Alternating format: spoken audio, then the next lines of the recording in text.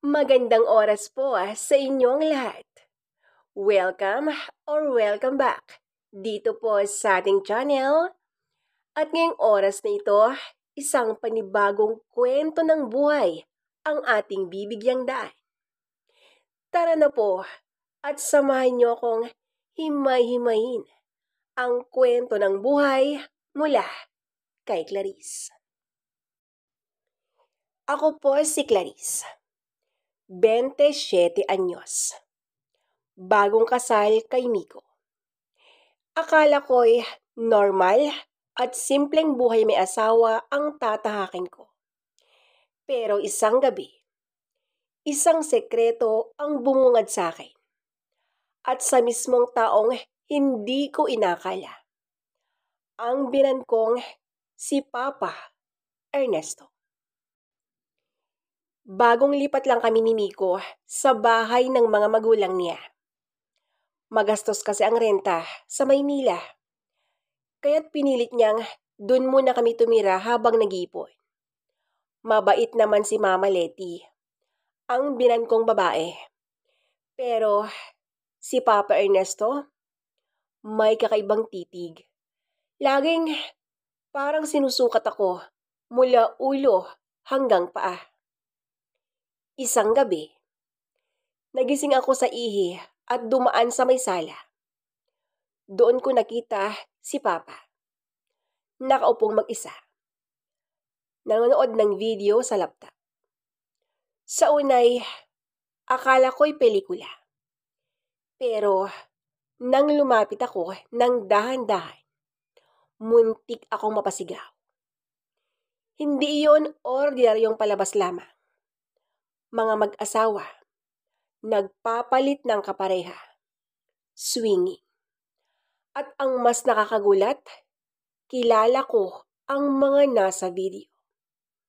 Si Papa Ernesto mismo, kasama ang iba't ibang babae. Napasigaw ako ng mahina. Papa, mabilis nang isinara ang laptop. Nakita ko ang kaba sa kanyang mukha. Pero imbes na magalit, ngumiti siya ng pilit. Clarice, huwag mong ipagsabi kay Miko. Nakikiusap ako, ang sabi niya. Kinabahan ako para akong binuhusan ng malamig na tubig. Hindi ko alam kung paano re-reaksyon. Pa, bakit niyo po ginagawa yun? Tanong ko. Nanginginig ang boses. Lumapit siya, mabigat ang hakbang. Hindi mo maintindihan. Matagal na naming lihim ng mama mo. Swinger kami. Pero walang ibang nakakaalam. Kahit si Miko, ni minsan, di namin pinalata. Ang sagot naman niya. Parang gumuho ang mundo ko. Paano ko ipagtatapat kay Miko na ang mga magulang niya ay may ganitong buhay? Pero bago ako makalis, hinawakan ni Papa ang braso ko. Clarice, sana huwag mong husgahan agad. Alam kong mali sa paningin mo. Pero darating ang araw, maintindihan mo. Ang wika niya. Simula noon, hindi na ako mapakali. Laging sumasagi sa isip ko ang mga ekseneng napanood ko. At si Papa, lalo pang lumalapit sa akin. Laging nagkukwentuhan tungkol sa pagpapalitan.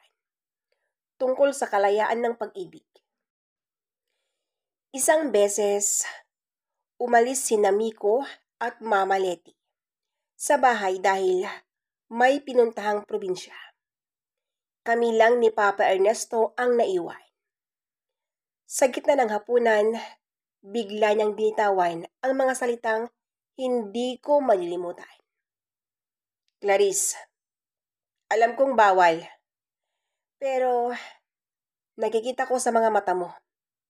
Nagtataka ka rin. Ano ba ang pakiramdam ng mundo namin? Napatigil ako. Kinain ako ng kaba, ng curiosity, ng isang damdaming hindi ko may paliwanag. Totoo, may bahagi ng isip ko na natutukso. Pero asawa ko ni Miko, biyanan ko siya.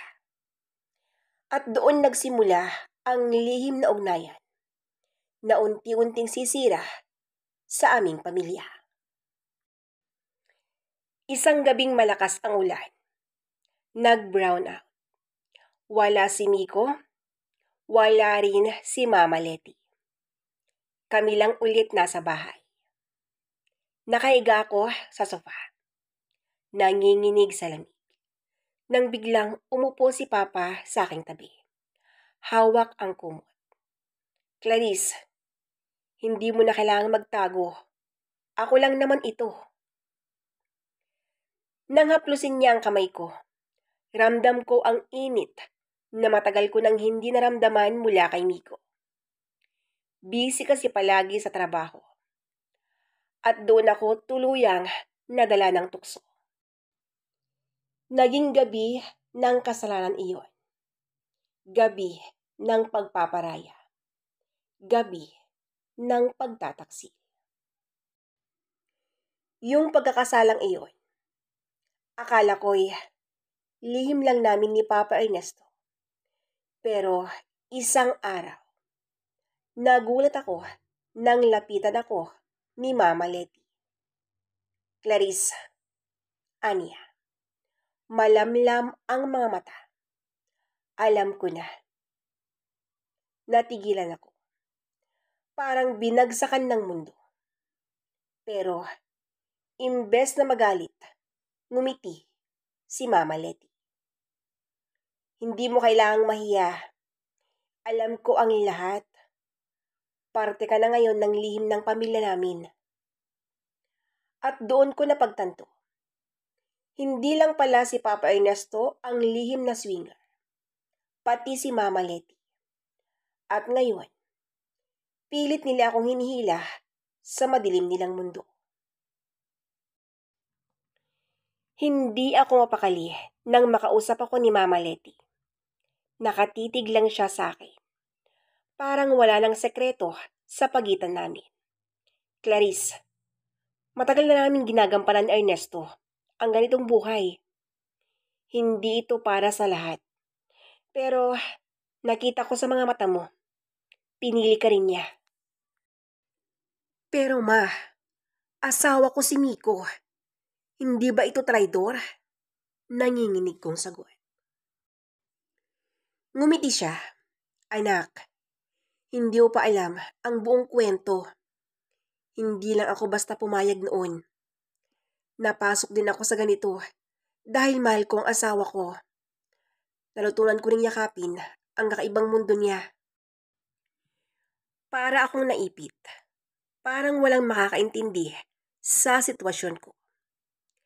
At ang pinakamasakit, hindi ko alam kung paano haharapin si Miko, ang asawa kong walang kaalam-alam. Simula noon, mas naging mapangahas si Papa Ernesto. Kapag wala si Miko, palihim kaming nagkikita. Laging may lambing, may init, at may kapalit na kasalanan. Pero mas ikinagulat ko.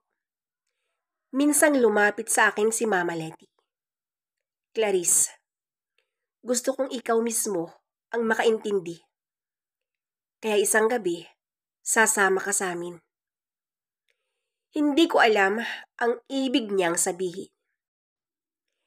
Hanggang sa dinala nila ako sa isang bahay na puno ng mga garang tao. May mga asawa.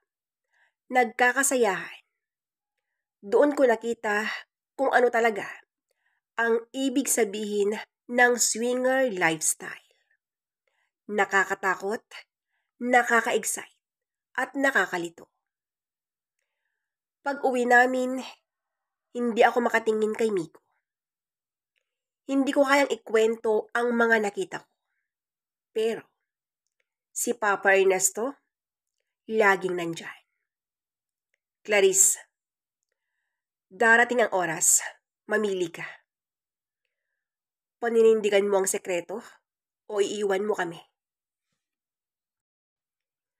At tuwing hinahawakan niya ang kamay ko, tila nawawala ang lahat ng takot. Hindi ko alam kung pagmamahal ba iyon o tukso lang. Ngunit isang gabi, muntik na kaming mahuli ni Miko. Bigla siyang umuwi ng maaga at naratan akong gising sa sala, pawisan at kinakabahan. Mabuti na lang at mabilis nakatakas si Papa Ernesto mula sa kabilang kwarto. Clarice, hindi magtatagal. Malalaman ni Miko ang lahat. Hindi natin kayang habang buhay itago ito. Ang bulong ni Mama Letty. Bakit hindi na lang itigil? Bakit kailangan akong idamay? Halos maiyak kong tanong. Hinaplos niyang pisngi ko. Kasi anak, naging parte ka na. At si Ernesto, matagal ka nang minamahal. Hindi lang bilang manugang, kundi bilang babae. Parang sumabog ang dibdib ko. Hindi ko alam kung paano tatanggapin ang sinabi niya. Lumipas ang mga linggo. Lalong lumalalim ang lihim kong relasyon sa aking biyenan. Lalo akong natutulak palapit sa kanila. Pero si Miko, nagsimulang magtaka. Clarice, parang may itinatago ka. Iba ka na nitong mga nakaraang buwan. Kinabahan ako. Ramdam kong papalapit na siya sa katotohanan. At kapag nalaman niyang lahat, hindi lang kasal namin ang masisira, pati ang buong pamilya. Simula nang maramdaman ni Miko ang pagbabago ko, naging mapanuri siya. Madalas siyang biglang umuwi ng maaga, o kaya'y magtatanong kung saan ako galing. Clarice, bakit parang laging kasama mo si Papa kapag wala ako? Ang tanong niya. Napayuko lang ako. Hindi ko masabi ang totoo. Kasalanan ko'y parang lubid na kumakapit sa leeg ko. Hindi ko alam kung paano makakawala. Isang gabi, nagkayayaan si Papa Ernesto at Mama Letty na dumalo ulit sa isang gathering. Ayaw ko na, sagot ko. Nanginginig. Ayokong madamay pa. Mahal ko si Miko. Pero, hinawakan ni Papa ang kamay ko. Marahang bumulong. Clarice, hindi mo kayang iwan to. Hindi na basta tukso ang nararamdaman ko. Ikaw na ang hinahanap-hanap ko. At bago pa ako makatanggi, hinalikan niya ako. Isang halik na muling nagpasuko sa aking puso't katawan. Kinabukasan, kinausap ako ni Mama Letty. Anak, kailangan nating magkaintindihan. Hindi ka na namin pakakawalan. Bahagi ka na ng mundo namin. Pero ma, asawa ko si Miko, sagot ko. Kung tunay mong mahal si Miko, huwag mong ipagtapat, huwag mong wasakin ang pamilya niya. Ang wika ni Mama Letty. Ramdam ko, parang ikinulong na nila ako sa isang mundong wala na akong takas. Pero, ang hindi ko inaasahan, biglang bumalik si Miko. At habang nasa sala ako, kasama si Papa, napatayo kami bigla. Pilit na kunwari nag-uusap lang tungkol sa negosyo. Pero Ramdam kong nagduda siya.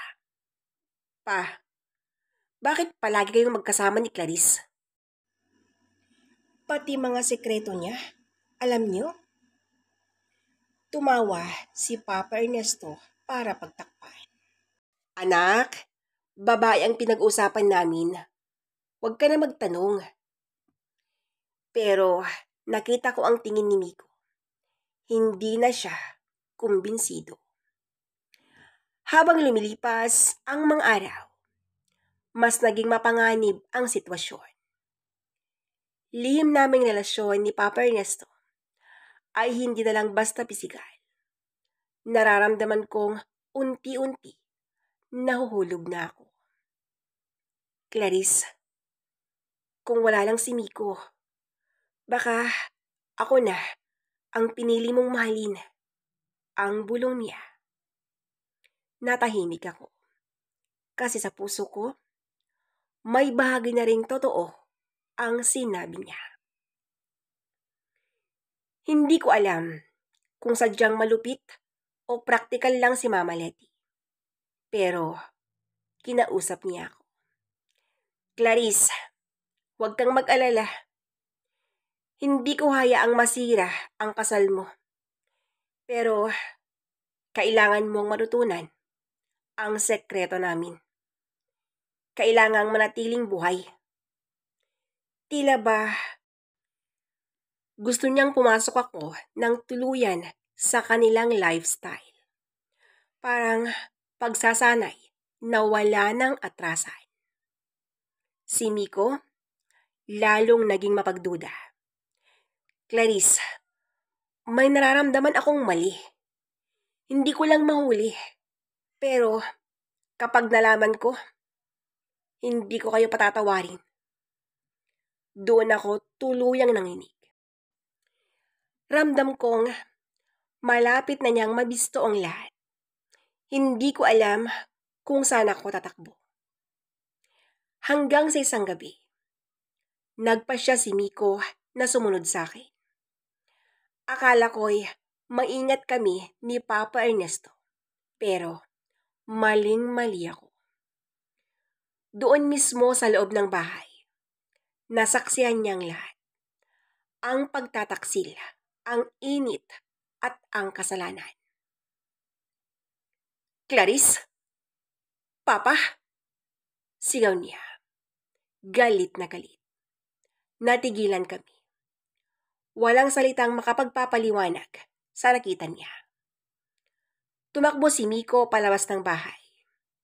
Sinubukan kong habulin, pero itinulak niya ako. Wala kang respeto sa kasal natin. Ikaw, Papa, paano mo nagawa to sa akin?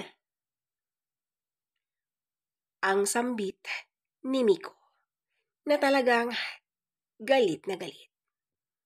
Umiyak ako. Lumuhod, nagmamakaawa. Pero si Miko, parang bato na ang puso.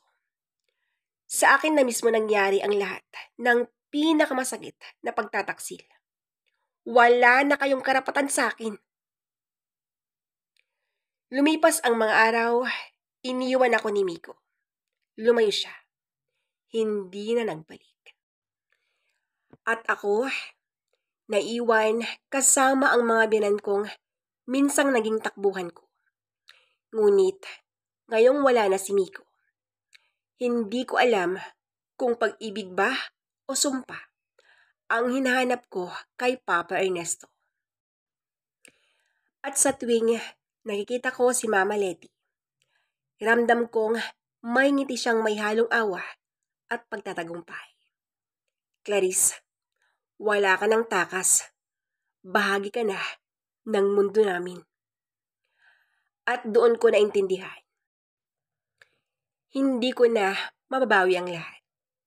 Ang lihim ng pamilya ay naging lihim ko na rin. At sa piling ng aking biyanan, natutunan kong mahalin ang isang kasalanang hindi na maratabunan ng panahon. Lumipas ang ilang linggo mula nang mahuli kami ni Miko. Hindi siya bumalik. Nabalitaan ko na lang mula sa kapatid niya na tumira siya sa isang kaibigan at ayaw na muna akong makita. Ako naman, natutulog pa rin sa bahay ng mga Binay. Isang bahay na puno ng alaala ng kasalanan. Araw-araw akong nilalamon ng konsensya. Hindi ko kayang tingnan ang sarili ko sa salamin. Clarice, hindi mo na mababago pa ang nangyari. Bulong ni Papa Ernesto. Pero, maaari kang magpatawad sa sarili mo. Hindi ko alam kung paano. Kasi, ang kapatawaran, hindi lang sa sarili, kundi kay Miko. Isang gabi, kinausap ako ni Mama Letty. Anak, huwag ka nang umasa kay Miko. Hindi ka na niya tatanggapin. Ang meron ka ngayon, kami. Parang gusto kong sumigaw, tumakbo palayo. Pero may kakaibang kapangyarihan si Mama Letty. Parang lagi niyang alam ang kahinaan ko. Minsan, habang nasa palengke ako, bigla kong nakita si Miko. Nakasuot ng simpleng damit. Parang payat at pagod. Clarice, tawag niya. Napatigil ako. Namiss ko siya, pero bago ko pa siya malapitan, umiwas siya ng tingin. Hindi pa ako handa. Hindi pa. Simula noon, parang sinusundan ako ni Miko kapag lumalabas ako. Minsan, ramdam kong nasa paligid siya. Hindi ko alam kung bantay ba siya o gusto lang niyang masiguro kung ayos ako. Pero ramdam ko, naghahanap pa rin siya ng sagot. At dahil salamat ng aming relasyon, mas lumalim ang ugnayan ko kay Papa Ernesto. Minsang mag-isa kami. Mahigpit niya akong niyakap. Clarice, sa piling ko, hindi ka iiwan. Hindi kita pagtatabuyan. Nakaramdam ako ng init na matagal nang wala. Pero kasabay nito, guilt na parang sisira sa pagkatao ko. Hindi lang si Mang Ernesto ang mapangahas. Isang gabi, si Mama Letty mismo ang lumapit sa akin. Anak, hindi ka na manugang sa paningin ko. Para kang isa sa amin. Napatulala ko. Hindi ko alam kung anong klaseng pamilya ang kinasadlakan ko. Isang araw, bigla na lang dumating si Miko sa bahay. Tahimik, seryoso, walang imik. Pa, ma, malamig niyang sabi. Ako naman, halos hindi makagalaw. Ramdam kong babagsak ang mundo sa pagkikita naming iyon. Kumain kami ng sabay-sabay. Walang nagsasalita. Para kaming mga estranghero sa isang bubong. Hanggang sa bigla siyang nagsalita. Clarice, gusto ko ng annulment. Parang tinaga ako sa dibdib. Hindi ako makapagsalita. Miko, huwag. Halos lumuhod ako sa harap niya. Nagkamali ako. Oo, pero mahal pa rin kita. Huwag mong wasakin ang kasal natin. Ang pakiusap ko. Tumingin siya sa akin. Punong-puno ng sakit. Mahal pa rin kita, Clarice. Pero, paano ko natanggapin kung mismong tatay ko ang kaagaw ko? Ang sabi niya. Hindi ko alam kung paano lalaban. Si Papa Ernesto, pilit akong inangkin. Si Mama Letty, parang itinutulak niya ako. At si Miko, pilit akong iniiwasan, pero mahal pa rin ako. Hanggang sa isang gabi, nag-text siya. Gusto pa kitang kausapin. Kung kaya mong itigil lahat, baka kaya pa nating ayusin. Naiyak ako. Ito ang huling pagkakataon ko para makawala. Pero, Paano kung hindi na ako kayang pakawalan ng mga binan ko? Clarice, kapag iniwan mo kami at bumalik ka kay Miko, ako mismo ang magsasabi ng lahat sa kanya. Ikaw ang masisira. Ang bulong ni Mama Letty. Nanlamig ako. Kaya pala, hindi ako makawala. Dahil hawak nila ako sa leeg. Kinabukasan, kinausap ako ni Miko. Clarice, pumili ka. Ako o sila? Hindi ko alam ang isasagot ko. Umiiyak ako. Nanginginig. Pero sa puso ko, si Miko pa rin ang mahal ko. Nalaman ni Papa Ernesto ang pagpili ko kay Miko. Galit na galit siya. Pagkatapos ng lahat ng ginawa ko para sa'yo, iiwan mo lang kami. Halos sampalin niya ako. Pero pinigilan ni Mama Letty. Ernesto, hayaan mo siya. Kung babalik man siya kay Miko, may sugat na hindi na maghihilom. Ang sambit ni Mama Letty. Nagkita kami ni Miko sa isang park. Doon ko binuhos lahat. Paano ako nadala? Paano nila ako pinili? Paano ako nagkasala? Umiyak siya, pero tahimik. Clarice, ang dami mong sinira, pero kung mahal mo pa ako, bibigyan kita ng huling pagkakataon. Kinabukasan, nag-empake ako. Iniwan ko ang bahay ng mga binan ko. Kahit anong pakiusap ni Papa at banta ni Mama Letty, tumuloy ako. Kung ipapagsigawan niyo man ang ginawa ko, tanggapin ko na lang. Pero hindi ko kayang mabuhay nang wala si Miko, ang sabi ko. Bumalik ako kay Miko. Mahirap, puno ng sugat, at lamat ang relasyon namin. Pero dahan-dahan, muling naghilom ang puso namin. Hindi naging madali, pero pinili naming subukang muli. Samantala, si Papa Ernesto at Mama Letty, unti-unting bumagsak. Na-expose ang ilan sa kanilang gawain. At unti-unting lumayo ang mga kaibigan nila. Naging magkasama pa rin sila. Pero hindi na kasing saya ng dati. Ako at si Miko, muling nagsimula. Hindi kasing dalisay ng dati ang pagmamahalan namin. Pero mas totoo, mas matibay. Dala namin ang sugat ng nakaraan. Pero iyon din ang nagpapaalala sa amin kung gaano kahalaga ang tiwala at katapatan. At si Papa Ernesto, minsan nakikita ko pa rin ang mga titig niya kapag dumadalaw kami. Titig ng taong minsang naging bahagi ng buhay ko. Pero ngayon ay bahagi na lang ng isang lihim na kasalanang ayaw ko nang balikan. Pagkatapos ng lahat ng gulo, kasalanan at pagtataksil, dumaan ang mahaba at mahirap na panahon ng pagpapatawad. Ako at si Miko dumaan sa maraming pagsubok. Nawala ang tiwala, pero muli naming itinayo sa pamamagitan ng pag-amin ng lahat ng sakit.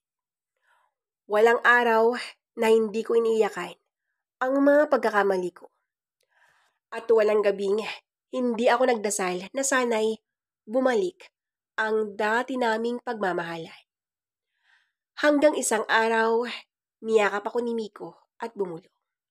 Clarice, hindi ko makakalimutan ang lahat, pero pipiliin pa rin kitang mahalin kasi ikaw ang asawa ko.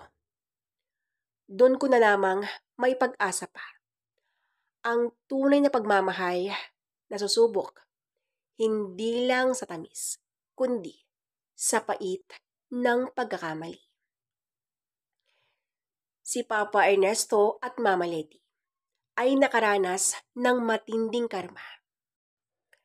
Si Papa Ernesto ay nagkasakit at si Mama ang nag-alaga sa kanya.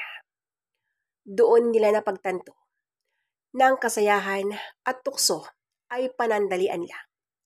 At sa huli, pamilya pa rin ang mahalaga. Sa huling pag-uusap namin, mahina ang bulong ni Papa sa akin. Patawarin mo ako, Clarice. Mali ang lahat. Sana maging masaya ka kay Miko. At tinanggap ko ang paghingi niya ng tawad. Nagkaroon na rin kami ng anak ni Miko. Isang bagong simula, isang bagong buhay. Hindi na namin binalikan ang nakaraan. Bagkus ay ginagawa naming lakas ang mga sugat na iniwan nito. Tuwing umuulan at magkahawak kaming tatlo, ako, si Miko, at ang anak namin. Naalala ko ang lahat ng pinagdaanan namin. At doon ko natutunan ang tukso. Kahit gaano katindi, panandalian lang. Pero ang tunay na pag-ibig kapag pinili araw-araw, kayang magtagal habang buhay. At muli po, ako po si Clarice. At ito ang aking kwento.